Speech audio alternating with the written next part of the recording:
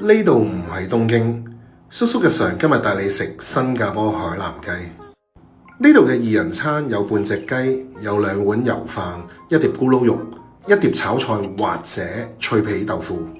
油飯好香口，唔會好油。咁循例一定有呢啲三色醬汁啦。